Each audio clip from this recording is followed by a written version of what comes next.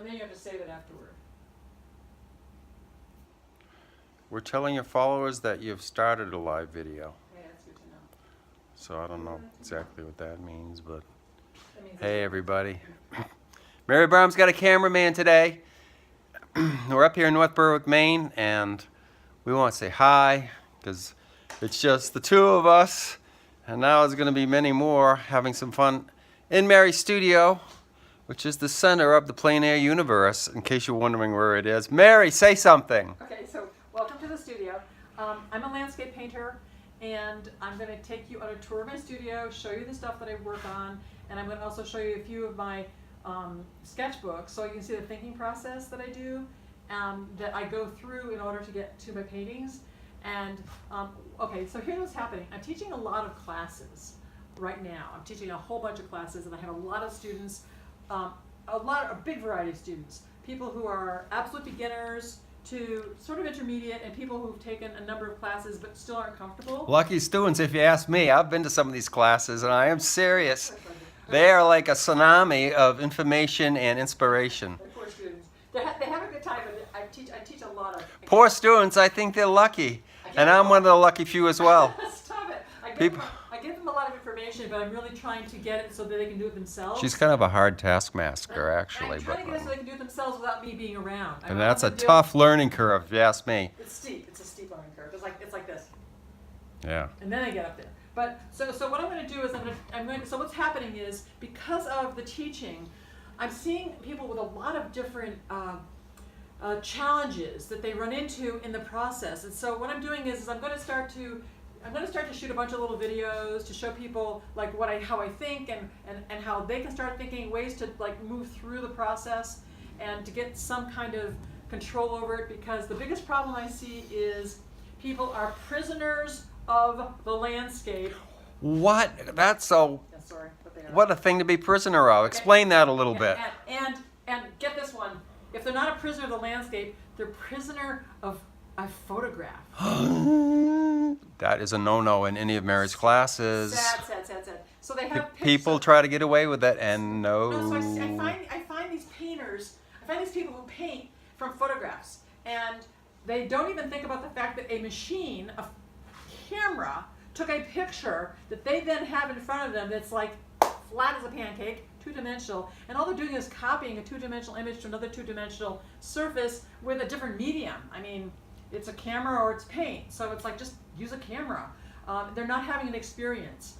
There is no experience. It's dry, and they're in a studio with a photo, and they're having a very dry process, which I feel badly about. Hey, can we answer an Instagram question? Sure. While we're in the middle? Yeah, sure. Because we're just learning about Instagram. It says, Jacqueline Art sent a request to be in your live video. To be in it? Yeah, sure. How- I don't know how you do that, though. How are we gonna get her over here? Come on, get To in your be car. in the video? Get in your car and come on over. We're gonna try this out. I don't know if it's gonna be a go, but I don't know how it works. I don't know. View? I don't know how it works. I'll hit the button. Okay, so are they in it? Anyone can watch, and some of your followers may get notified. I have no idea. Jacqueline, I'm going to wait in this because I am like such a Neanderthal with Instagram. But Okay, so we'll thanks for coming. We'll try it.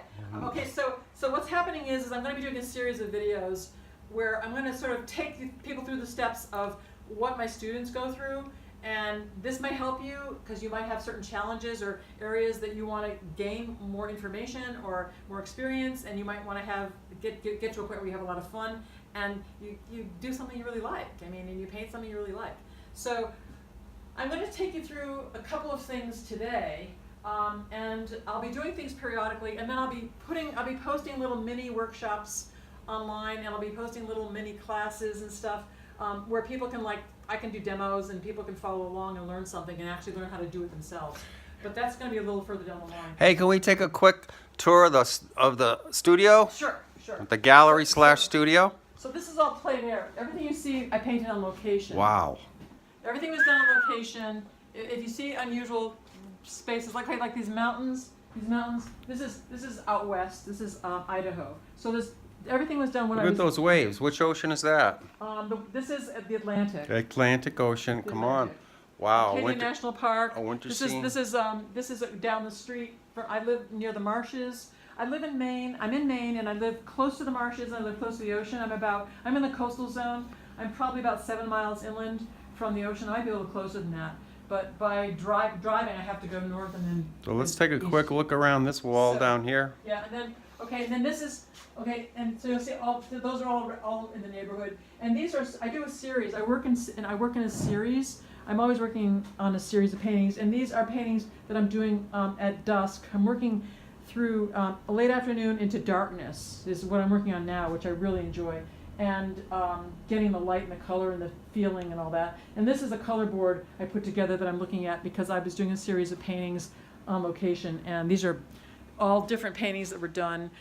Some of these are done nearby, very, very close by, and these are all like 10-minute paintings, 15-minute paintings, 5-minute paintings. Because I'm doing the light as it changes. I work something that's called I paint into the effect, and that's a specific thing that I do, which I will explain later on when I get into a little more details. But I'm basically setting things up, and then I'm painting and setting up my colors so that I can then paint really, really fast. And I think Marcus did a video of me painting on location once. I think we'll do a couple others of when I'm doing this type of very fast painting as the light is changing. What's on this wall over here? Okay, Look more at local stuff. This is Castine, different paintings from Castine, and then a lot. Hey, a lighthouse. Oh yeah, that's a novel. That's York. That's York. That's a really quick study. Oh, there's a nice field up and top these, there. And these are paintings that I've finished and use them as studies. I use them as reference materials. I Some love of that these- wave, by the way. Oh yeah, that's an Algonquin. So basically, what I'm doing is I'm taking notes. I'm out painting, taking notes. And some of these paintings, a few of these are finished, but I haven't decided yet if all of them are finished. A lot of them are in process, or they're just studies that I look at for more reference materials, or for me to work on stuff. I look at it and say, I think I need to add more to this, or I need to, it's a whole process. And there you have it, a quick 360 of the studio of Mary Byram. Okay, so right now I'm going to show you the very first thing I do. So wait, where's my sign? Okay, my students. This is what I do for my students. So it's like, okay.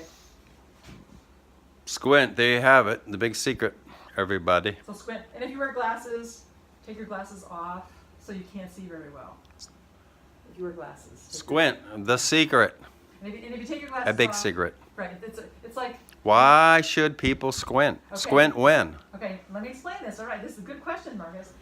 Someone's got to ask the it. reason that you squint is because, as a painter, now here's what's going on as a painter. Here's the process as a landscape painter, and I'm going to talk about landscape painting because landscape painting has a whole different set of challenges. Landscape painting outdoors in plein air has a whole different set of challenges than still life or portrait.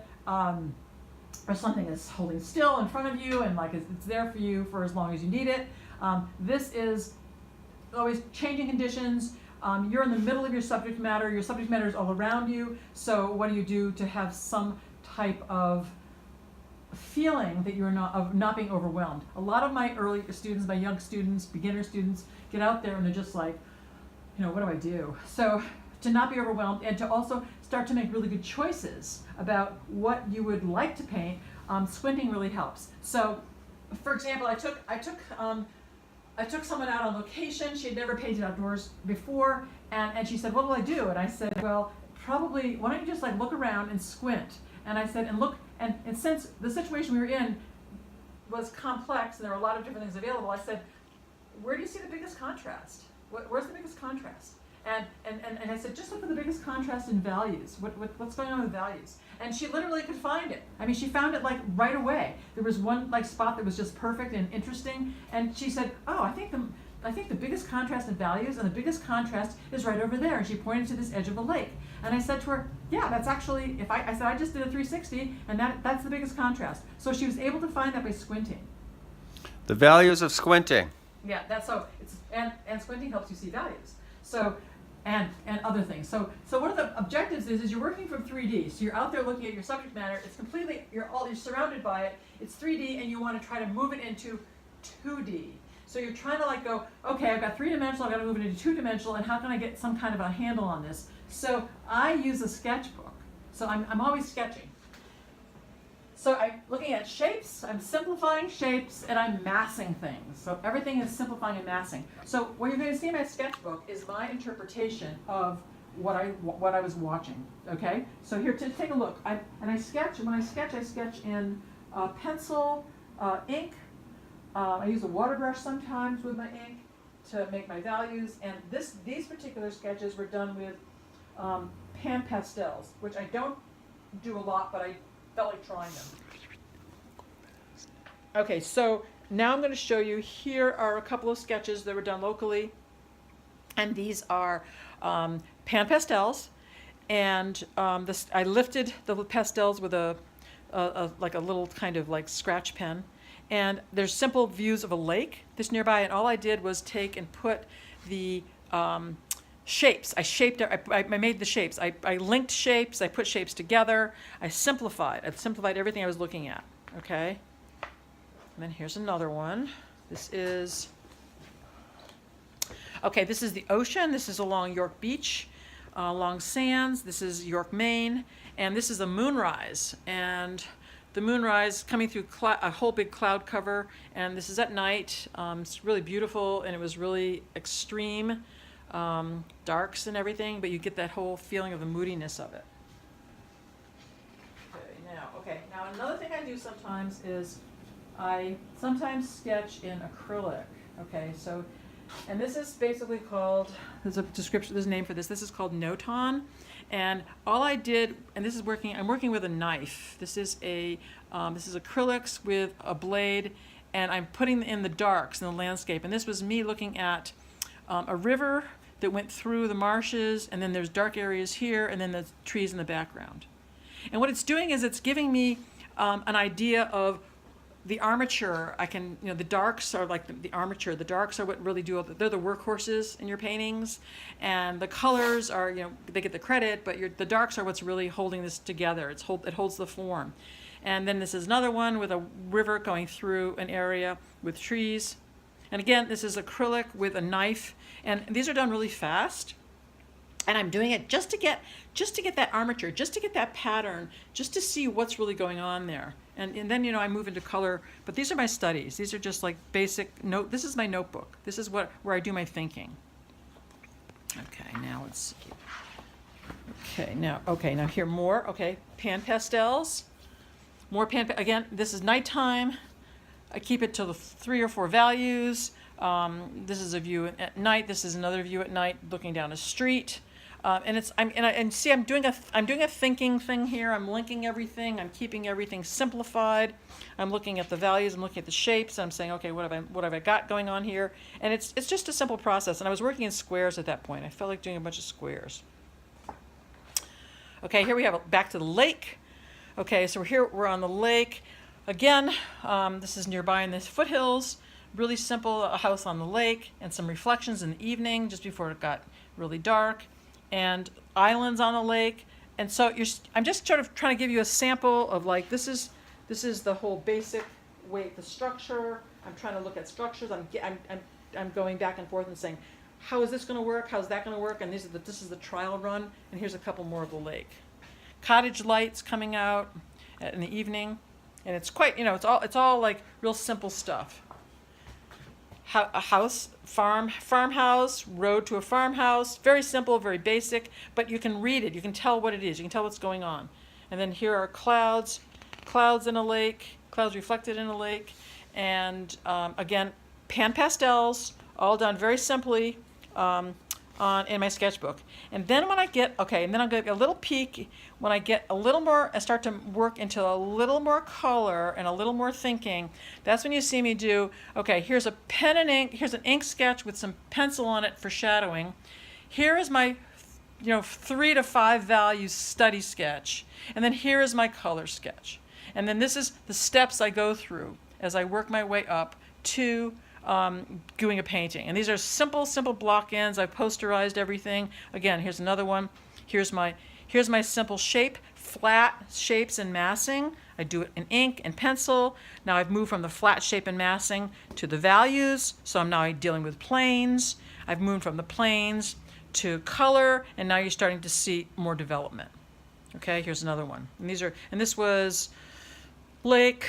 Let's see what this. Oh, this is a path through the woods nearby in the winter. A little bit of snow, and then this is another lake scene. Again, you can see simplification, massing and simplification. Really simple. The concept is simple. The shapes, very few shapes. Taking it into values. Here are my values, and then here it is in color. Okay, and then here we are. Here's another one. Another lake scene with some. This is in autumn, and here's shapes a little more complicated here, but the shapes are still very basic, very simple shapes. But in this case, I've actually drawn in the edge of some of my shadows because I wanted to remember those shadow shapes and I wanted to remember what was going on. And then I went into my values. Here's all my values. Very simple, 3 to 4 values. And then I went into color. Okay, so I hope this is something that's helped you a little bit. These are the things that my students encounter that they find are really big challenges for them. So I walk them through this. So I'm going to be doing a series of videos, and I'll be walking people through and taking people through the whole process. I'll do little demos, and I'll show you what my thinking is, because the bottom of all of this, the bottom of this whole thing of landscape painting is you're taking a three-dimensional thing that you're looking at, you're surrounded by it, and then you go from 3-dimension, you move it to 2-dimension. So how do you control that? You put it into simple shapes and masses.